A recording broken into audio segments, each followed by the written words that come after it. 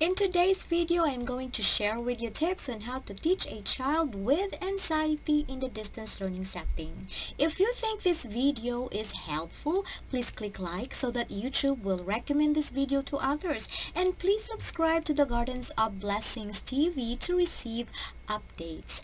I discovered and applied practical tips that are recommended by child psychologists and behavioral experts. So please watch till the end. So before you teach your child with anxiety, you should practice thinking outside the box. Parenting a child with anxiety has taught me to always think outside the box by providing an active routine and choices. Be creative, such as outdoor science experiments, letter fluency games, and other activities that make lesson fun and engaging. In a distance learning setting, your child's teacher is the go-to person who can provide you with a lot of suggestions and that you can modify the lessons or procedures. Your child's teacher will be there to provide you alternative procedures or suggestions as well. Remember that in the distance learning setting, your child's teacher is the captain of the ship and you are the navigator. Anyway, when my child is overwhelmed with learning, breaking the lesson into parts and use it as choices, like asking your child, do you like to move on to the next subject or walk with me to the backwoods? Another thing is, do you like to start with the difficult task or the easier ones? Or maybe, do you like to start reading or writing? Choices give the children autonomy and encouraging the idea that they can when they chose to. From my experience, this lessened the mindset of the child about the idea that learning is hard and things are difficult to understand. The reality on teaching a child with anxiety is that it takes a lot of your time. Invest your time with your child. Your time creates a big difference to your child's future.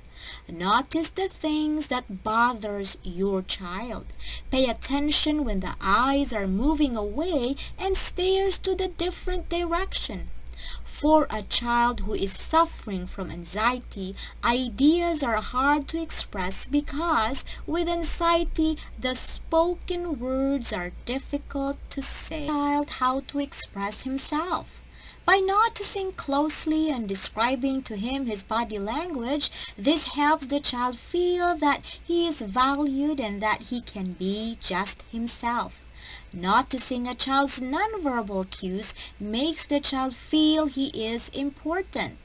When your child knows that he is important and valued, the uncertainty diminishes. Children with anxiety does not always speak the way they really wanted to say it. Provide cues for daily conversational needs. Learn according to your child's interest. My son loves to play with electrical toys and projects, so I use it as his way of expressing himself. Patience is the key. Since childhood anxiety is unpredictable, always look for teachable moment which brings out connections. How you communicate matters a lot, especially to a child with anxiety.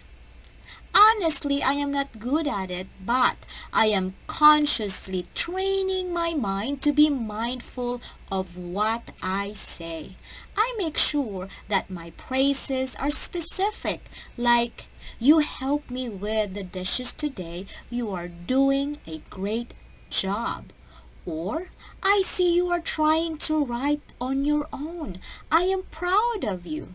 Specific praises give value. Here is the most practical and realistic approach I learned by experience, and this is also recommended by child therapists and experts. And your child face his fear one at a time, then celebrate the baby steps. Yes, let your child face his fear.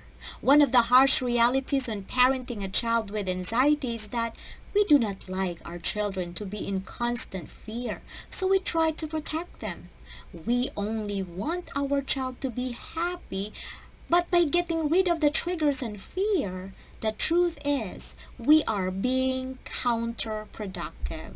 The harsh truth is we allow our children to be manipulated by their own fears. Thus, our child will miss the opportunity to cope up with their own anxiety and how to manage it. This builds confidence. It takes constant fear to bring tolerance, but do it little by little. Every little thing counts. Therefore, celebrate baby steps. Take note of your small goal and celebrate it. Your child will gradually realize that he was able to overcome little fears. Enjoy those small moments, seize the day, but keep on going. And lastly, rebuild relationship. There will always be uncontrollable circumstances along the way.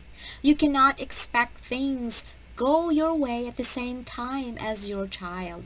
So at the end of the day, mend it and reassure that your child is accepted and he is loved. So it is always important to rebuild and renew all the time, every day.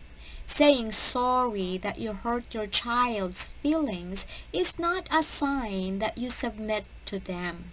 It is an acknowledgement that you respect their feelings and that you respect them as a child whom you value so much. I hope you find this video helpful. I still have more tips that will benefit you, so join me again in my next video. Thank you very much for sharing